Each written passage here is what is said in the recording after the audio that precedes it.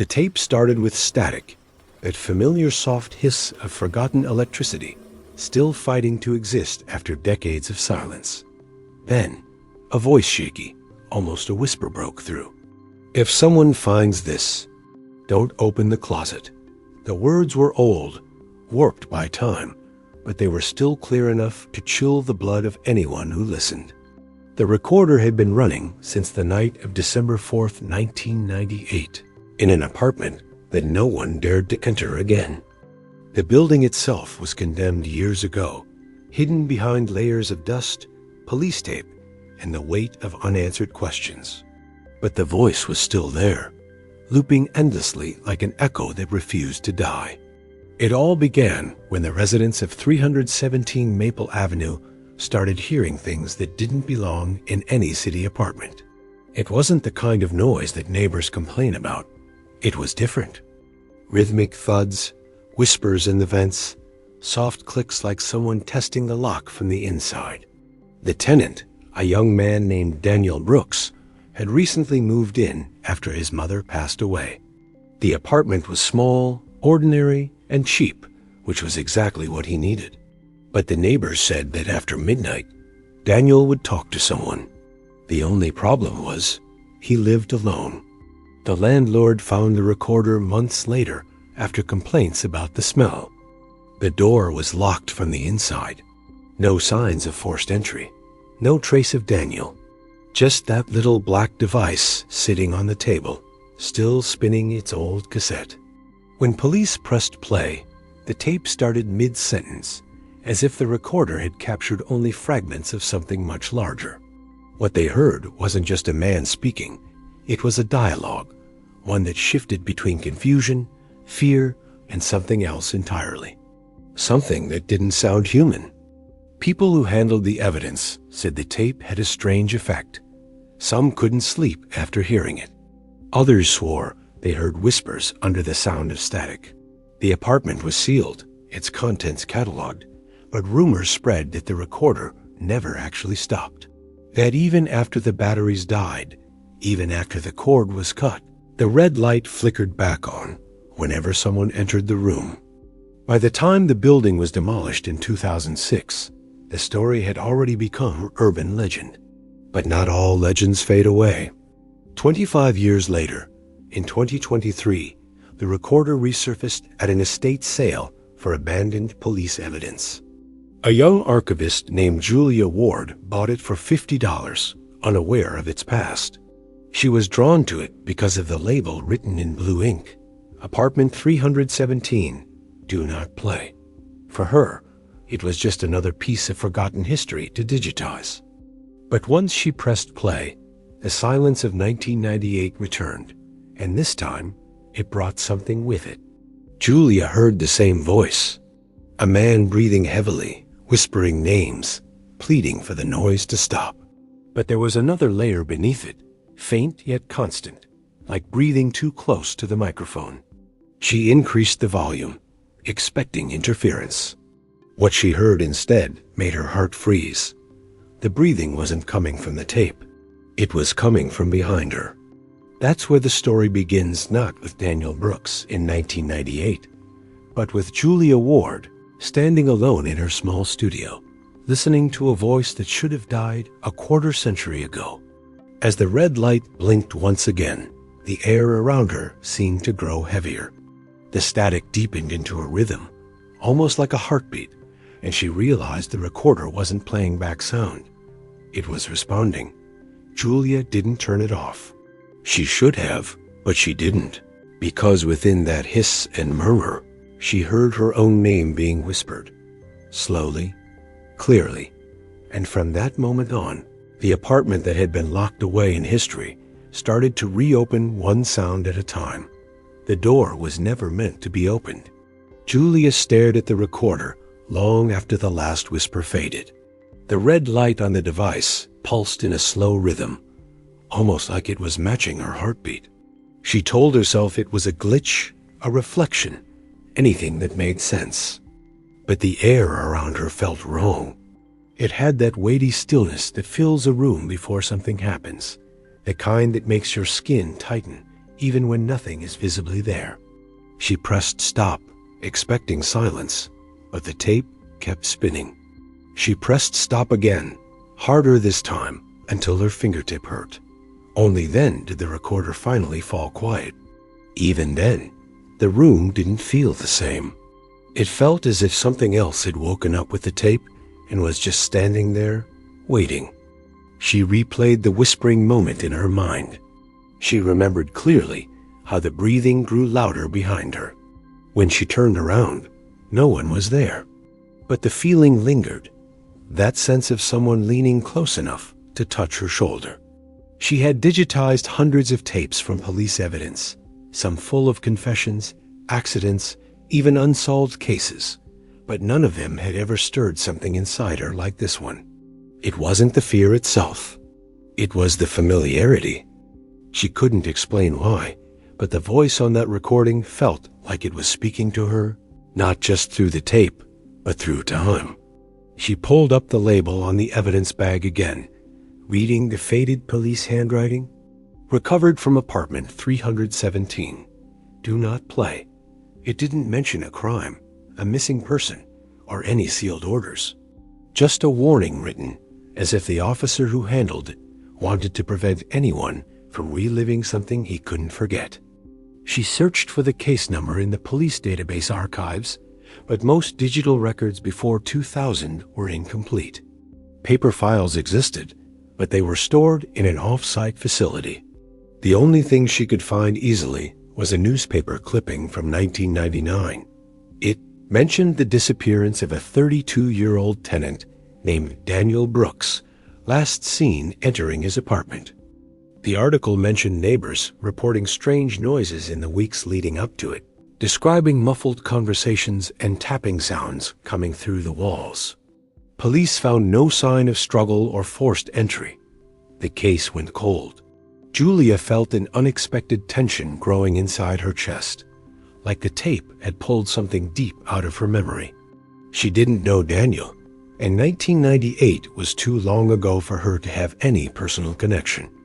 Still, as she listened to the static ringing faintly inside her head, she felt an undertow pulling her toward the same place where the tape was born. She pulled up old city records of the building. The entire structure had been condemned in 2003, demolished in 2006. The apartment no longer existed, yet the warning remained on the tape, as if the door to that place still waited for someone willing to open it. Most people would have walked away, but Julia wasn't most people. She was the kind of person who dug into archives for fun, someone who found comfort in forgotten stories.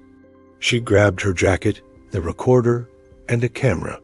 The building was gone, but the land remained. If she could stand where apartment 317 once stood, maybe she could understand why this tape felt alive. It was dusk when she left her home, and the streetlights were flickering on as she drove toward Maple Avenue. She kept glancing at the recorder sitting in the passenger seat. The red light stayed off, but every time she looked away, she had the strange idea that it was waiting for her to press play again.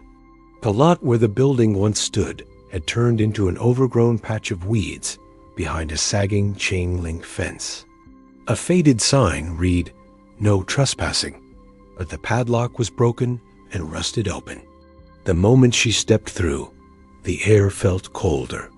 Not nighttime cold, but the kind of cold that creeps along your spine and settles behind your ribs. She checked her phone.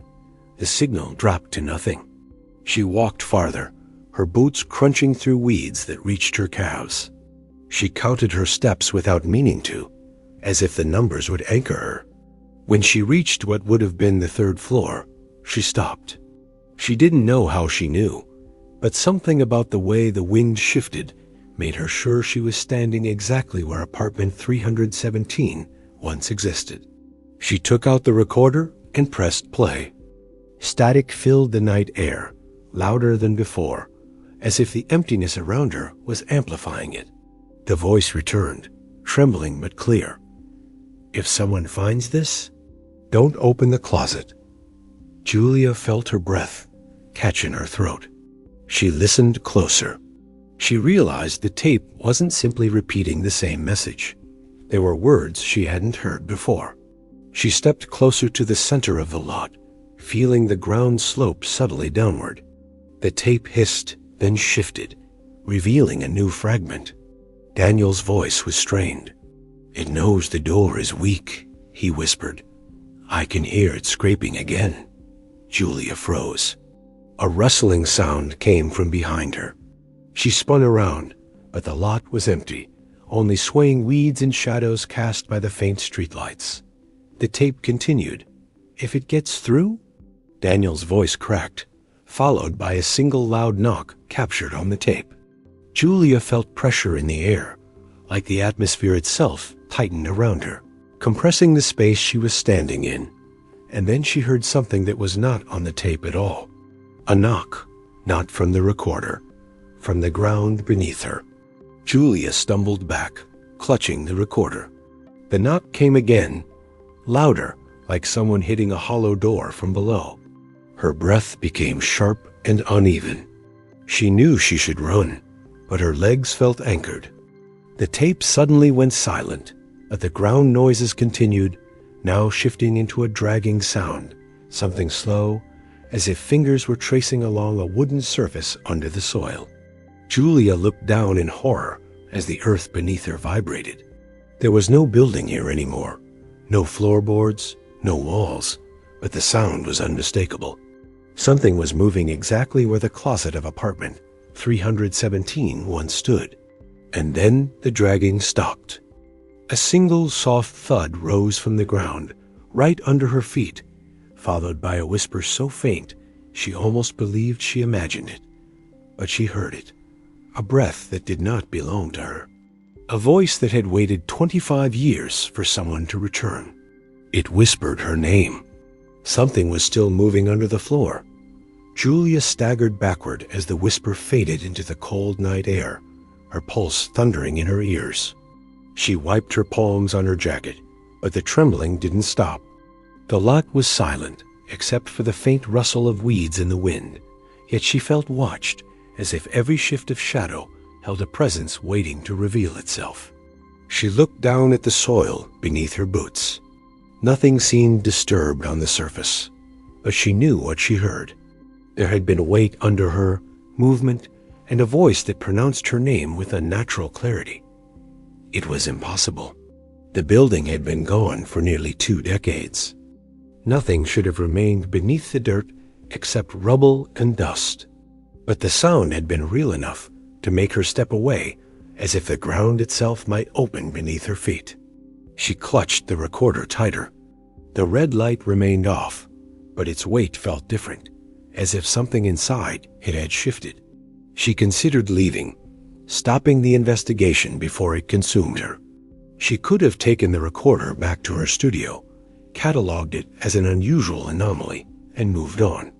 But the idea of walking away left an emptiness she couldn't explain. Something connected her to that voice, something old and tangled, something she could not yet name. She swallowed the knot of fear rising in her throat and forced herself to breathe. The cold air stung her lungs, grounding her enough to think clearly. If the tape held more than she originally heard, she needed a controlled environment to analyze it, not an open field in the dark. She turned around to leave, but the moment she stepped toward the fence, the recorder clicked. It clicked by itself. She froze. The reel inside the recorder began spinning even though she hadn't touched a single button. A wave of static swelled out, sharp and distorted, like a scream being dragged through a narrow space. Julia felt every muscle in her body tighten, her breath held hostage by something she didn't yet understand. The tape cut through the static with Daniel's voice, sounding closer, fuller, as if he were standing beside her. "It knows when someone is here," he whispered. "If you're listening, you already woke it." His tone wasn't panicked this time. It was resigned, defeated. "I tried to leave too," he said. "But it follows movement. It stays under the floor. It waits for you to turn your back." Julia spun around again, scanning the shadows, but nothing moved. The weeds stood still. The dark sky above offered no break of moonlight, and the silence pressed against her eardrums like a physical weight. She wanted to shut off the recorder, but her hands wouldn't respond. Part of her needed to hear what came next, as if turning it off would break a thread holding her upright. The tape crackled again, and Daniel's breathing grew faster, more frantic. "It learned the shape of people," he said. "I can hear it dragging itself, pulling, stretching. I don't think it remembers how to be still." Julia stepped back, her boots sinking slightly into the soft soil. A chill ran through her ankles, as if something brushed beneath the ground, right under her heel. She jerked her foot away, stumbling to the side. The recorder crackled louder, as if responding to her movement. "When I stopped walking," Daniel said, "it stopped too." Julia forced herself to stand perfectly still. The wind picked up, but the ground remained unmoving. She felt her heartbeat pounding inside her ears. She stared at the soil beneath her feet, waiting for something to break through. For a moment, nothing happened. She began to breathe again. She almost convinced herself she had imagined the sensation, that her nerves were tricking her mind into accepting the impossible. But then the soil shifted by an inch. A slow, deliberate rise. The shape was subtle, like a bubble forming underwater. Her breath hitched. Every instinct screamed to run. But her legs felt weighted, as if gravity had chosen this moment to double itself around her ankles. The recorder hissed. Daniel's voice returned, urgent. "Don't let it feel your footsteps. Move only when it's quiet." Julia stood frozen, listening desperately for any cue within the tape. The ground rose again, closer this time, shifting toward her like a thing navigating by vibration, blindly but with purpose. She held her breath, afraid even the sound of her lungs might alert it. "It's attracted to rhythm," Daniel said, his voice cracking. "Walk too steady and it climbs. Stay still too long and it listens." Julia didn't know what to do. She felt trapped in a vicious paradox. The ground shifted a third time, brushing her boot with enough pressure to make her toe lift involuntarily. That tiny movement broke the balance. A sudden tremor rippled under her feet, a violent thud reverberating upward through the soil. She gasped. The recorder screamed with feedback, sharp enough to make her wince. In that instant, she bolted toward the fence. Every step she took was heavier than the last, as if something beneath her was following each footfall, matching her rhythm. The soil behind her began to rise in irregular waves, as though something was crawling rapidly just under the surface, keeping pace with her. She reached the fence and ducked through the broken padlock, stumbling onto the cracked sidewalk. The tremors stopped immediately at the edge of the lot, as if whatever was beneath the ground could not cross the boundary. Julia fell to her knees, gripping the pavement, her breath coming in painful bursts. She risked a glance back. The weeds were still again, but the soil where she stood moments ago remained slightly raised, a soft mound like something had pressed up from underneath and then retreated. Her hands trembled uncontrollably. She clutched the recorder to keep herself grounded, but the device felt warm now, almost hot. She stared at it, afraid to press stop, afraid to let it keep playing. Finally, she hit the button with the edge of her sleeve. The tape went quiet.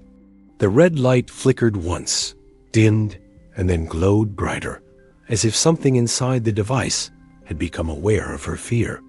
She stood slowly, steadying her breath. She needed answers, but the lot was no longer safe. Whatever crawled beneath that soil wasn't bound to the apartment's floorboards. It was bound to the place itself, and she had awakened it. She walked quickly back to her car, checking the ground for any sign of movement. When she slid into the driver's seat and shut the door, she felt the first moment of safety since stepping onto the lot. But as she started the engine, the recorder clicked again. Julia looked at it with dread. The red light was glowing, brighter than before, illuminating the passenger seat with a faint, unnatural pulse. A new sound emerged from the speaker, one she had not heard on the tape before. It was breathing, slow, heavy, wet, and it wasn't Daniel. The tape was not replaying anything. Julia's breath caught as the wet, heavy breathing filled the car. It vibrated softly through the dashboard, a low, damp rasp that seemed to fog the air inside the vehicle, even though the windows were still cold with night air. She instinctively reached for the recorder, but her hand stopped halfway, hovering above it as if approaching a hot stove. The breathing wasn't coming in the rhythm of a human chest. It dragged in too slowly and pushed out with a rasp that sounded thick, almost clogged. She swallowed hard, forcing down a rising panic that tried to claw its way up her throat. She realized the sound wasn't replaying from the tape. It was live, immediate, responding to her presence. She could feel it more than hear it, an intrusive sensation that pushed against her skin like invisible pressure. She slammed her palm down on the stop button. The recorder did not react. The breathing continued, growing louder, more defined, as if something inside the machine was expanding. The glowing red light pulsed faster. She grabbed the recorder and shook it hard, desperate to make the noise stop. The breathing shifted as she moved it, fluttering between the speaker and something deeper inside, a hollow resonance like a cavity forming within an empty chest. She pressed stop again, forcing her finger down until her nail bent painfully. The light finally dimmed, the reel stuttered, and the breathing cut off with a sharp, final gasp. Silence flooded the car. Her pulse hammered in her ears. She exhaled slowly, letting her shoulders drop from where they had tensed up near her ears. But the silence didn't feel clean. It had weight. The kind of weight that meant something was listening. She didn't dare stay parked near the lot any longer. She started the car and sped away, gripping the steering wheel so tightly her fingers ached. The street lamps blur past through the windows, each flash of light cutting across her face like a warning. She wanted to believe this was stress, nerves, imagination, but the recorder had breathed. Machines didn't breathe. And whatever was buried beneath that ground had followed her footsteps like a predator tracking vibrations. It wasn't human. It couldn't be human. She reached her apartment 20 minutes later and locked the door behind her, turning the deadbolt twice. She leaned her back against the wood, letting the familiar comfort of her small space settle around her. The living room was quiet, except for the hum of her computer monitors. Normalcy returned, thin and fragile, but real enough to breathe again. She placed the recorder gently on her desk, keeping her distance from it. Now that she had escaped the lot, she could examine the tape with more control. She put on gloves, slid the cassette out, and placed it beside the device. The tape reel was intact, no visible signs of damage. Nothing explained the breathing. She opened her laptop and set up her audio digitizer, connecting the recorder input through a USB interface. If she captured the entire reel, she could inspect its waveform for anomalies. She pressed play while the software began recording. For a moment, only static played. She leaned forward, adjusting the volume slightly. The waveform on her screen looked normal. Random peaks of static, nothing unnatural. She relaxed a little. Maybe the breathing really had been a glitch. Maybe the record had misfired, creating an illusion of breath. Maybe she was just exhausted enough to misinterpret it. She stared at the waveform, willing it to prove her right.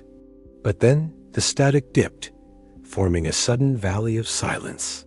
That was not normal. A gap like that meant intentional recording, not tape degradation. Then a new sound emerged. Julia. Her name, spoken slowly, each syllable spaced as if tasting the air. It wasn't Daniel's voice. This voice was deeper, rougher, lined with an undertone that seemed to scrape the inside of the recorder. She froze in her chair. The waveform reacted in a pattern she had never seen before. It didn't spike or distort. It pulsed rhythmically like a heartbeat. She leaned closer, drawn to the pattern despite the fear twisting her stomach. The voice returned. "You stood on its door." Julia recoiled from the screen. She knew the meaning instantly. The place where the soil rose beneath her feet. The exact spot where something beneath the ground knocked back. That had been the closet Daniel warned about, and she had stood directly on it. Her heartbeat quickened.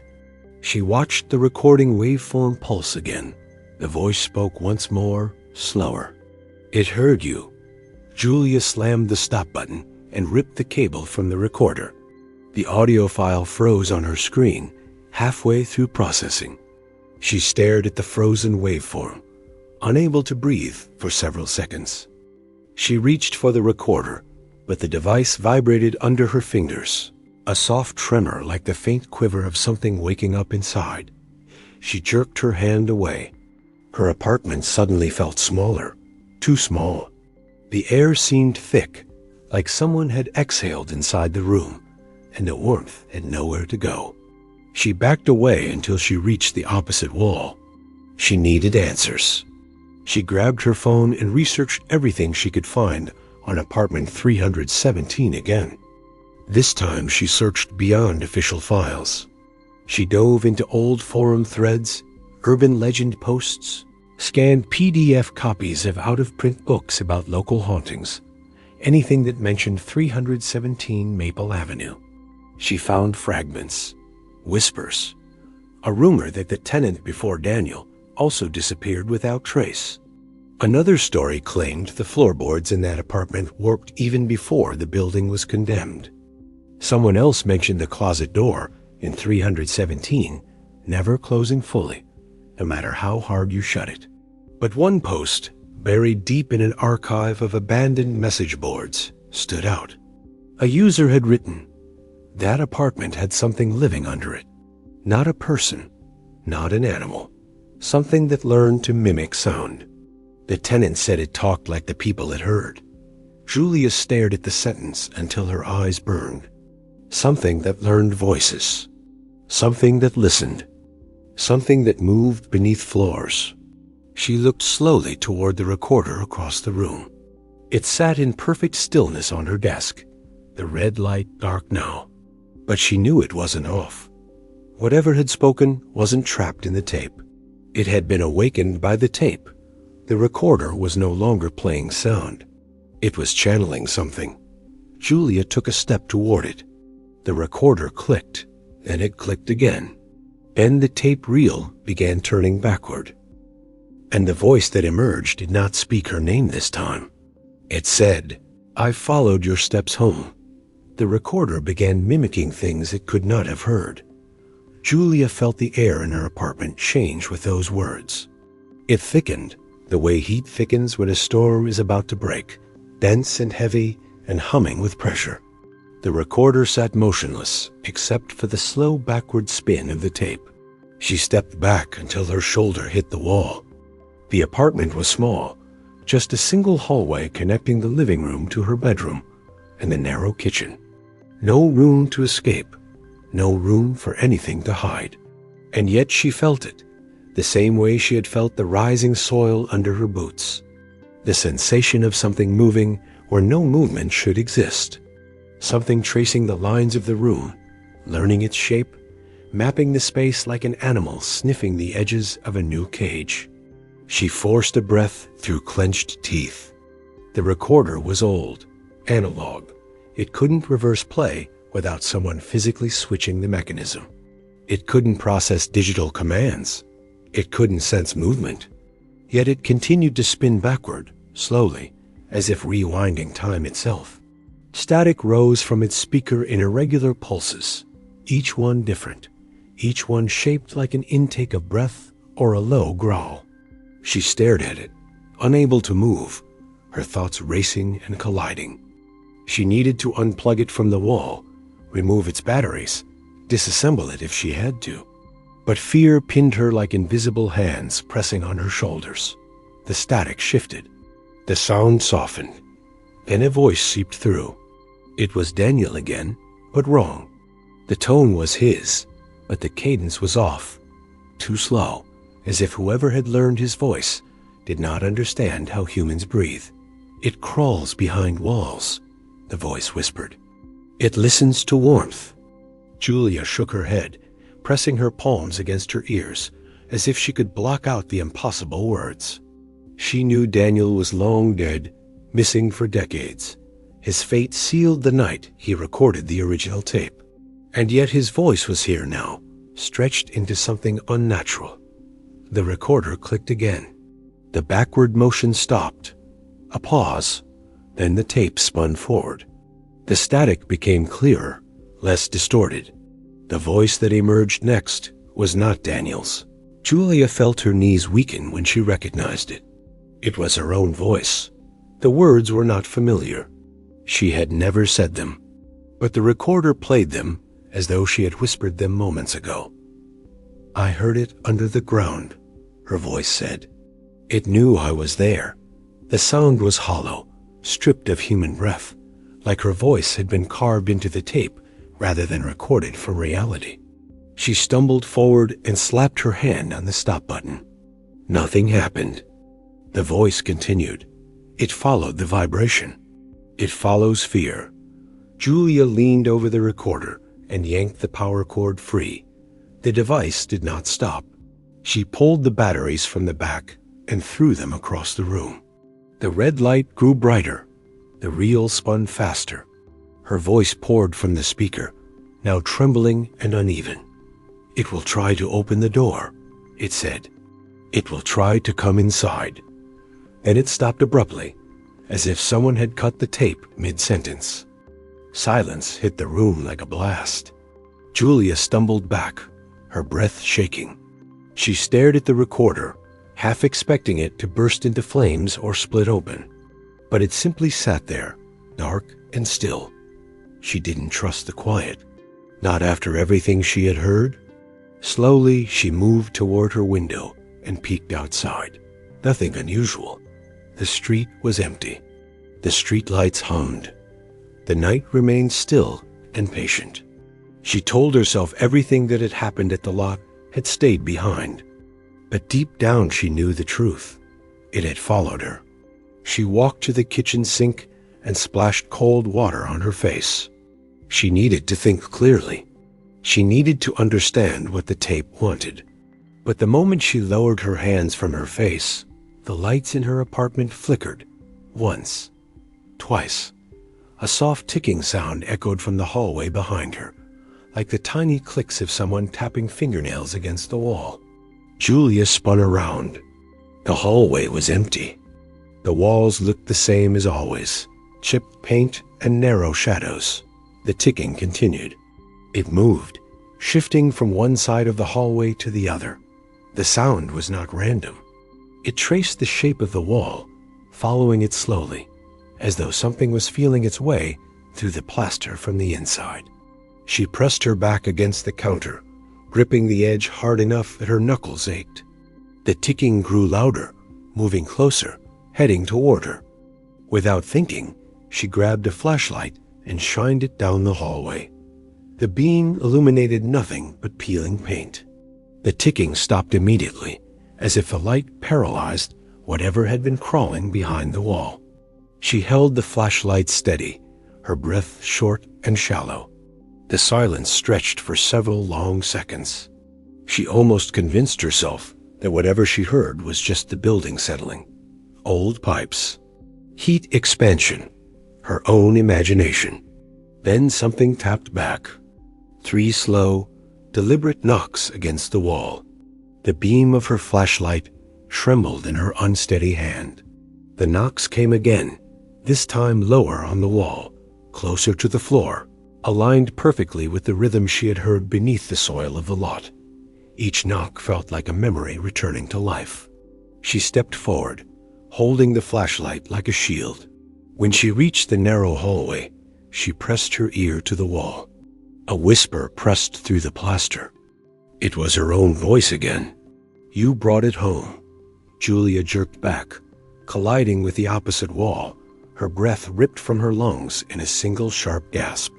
She looked into the darkness of the hallway, half expecting a shape to emerge from the shadows. But nothing moved. Nothing appeared. The silence folded in on itself. Her phone buzzed on the kitchen counter. She ran to it and grabbed it with trembling hands. An unknown number flashed on the screen. A cold wave washed over her as she stared at it. She let it ring. It stopped. Then it rang again, the same number. She answered it with a whisper. "Hello." Static filled the line. Then she heard breathing. Wet, heavy, familiar. And then a voice spoke. It was quiet, almost tender. "I am under your floor." The floorboards remembered every step she took. Julia dropped the phone as if it had burned her hand. It hit the tiles with a sharp crack, the screen flashing once before going dark. The silence after the call was not relief. It was a vacuum. A pause meant for listening. She stumbled backward until her spine pressed against the counter. Her breathing was fast and thin, her ribs tightening with each inhale. She stared at the floor beneath her feet, half expecting the wood to swell upward as the ground had in the lot. Every instinct told her to run. Leave the apartment. Leave the recorder. Leave everything.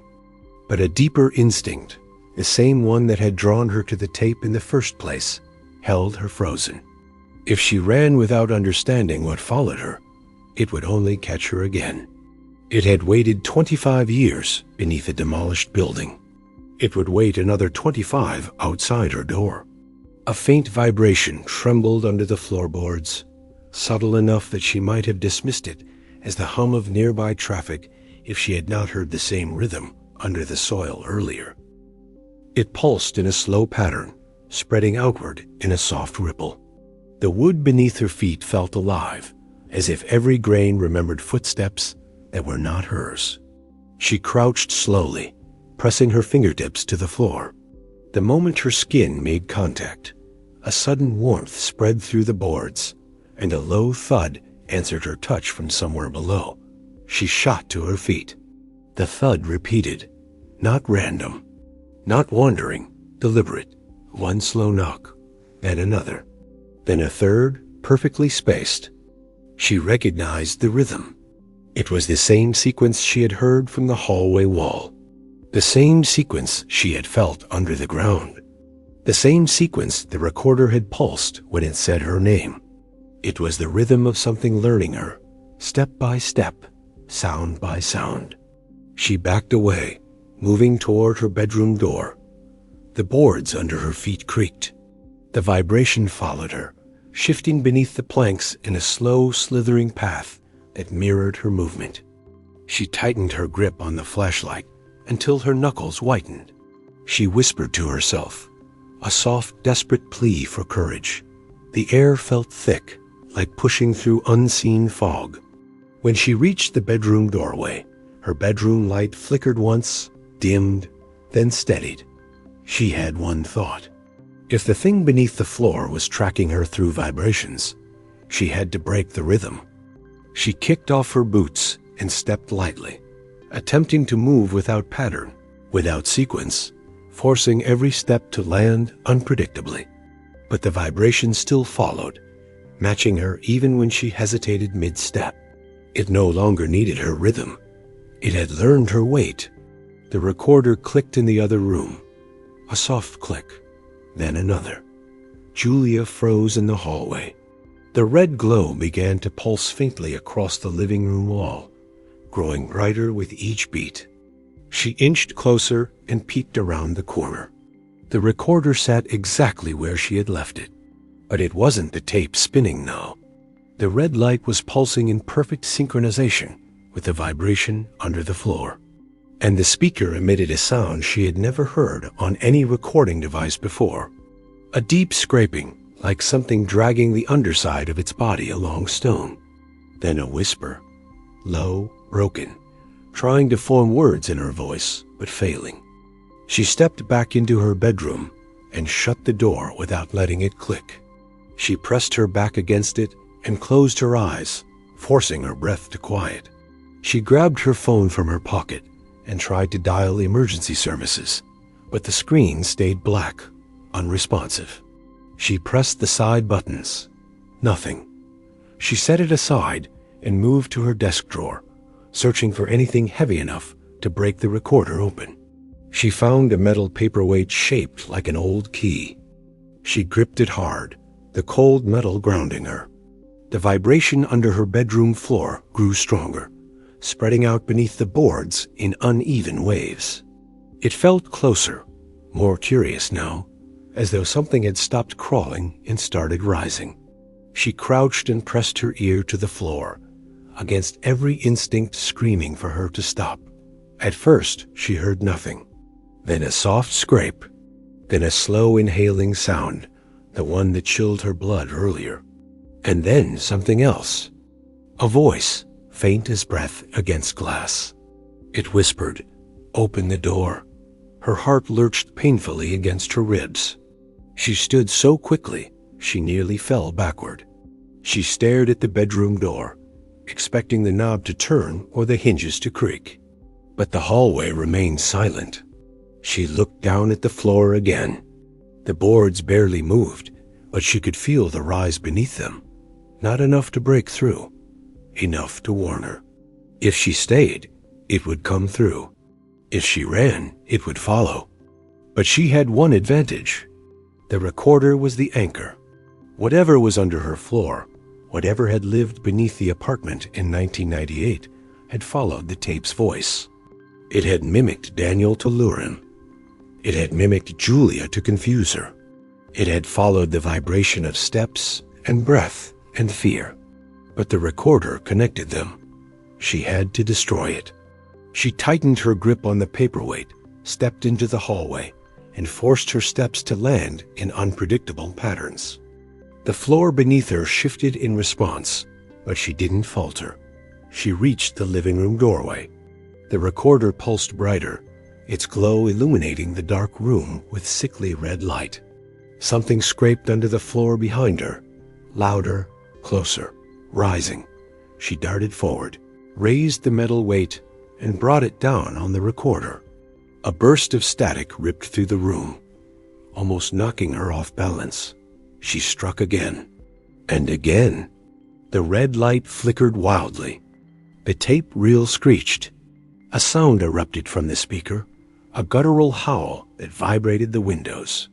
The floor behind her buckled upward by an inch, then two, as though something beneath had thrust against the boards in violent panic. Julia hit the recorder one final time. The red light exploded in a sharp flash and died. The howl cut off mid-breath. The vibration stopped. Silence crushed the room.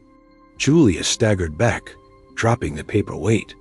Her breaths came in short bursts. Her skin prickled. Her ears rang.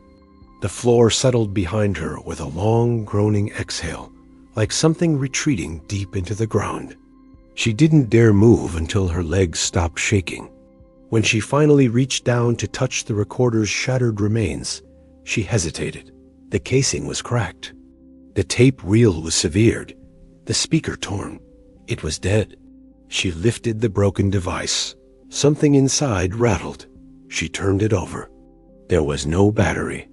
No wiring, no tape spool. The interior was hollow, completely empty.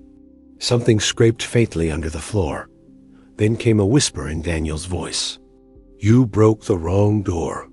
The floorboards under Julia's feet began to rise.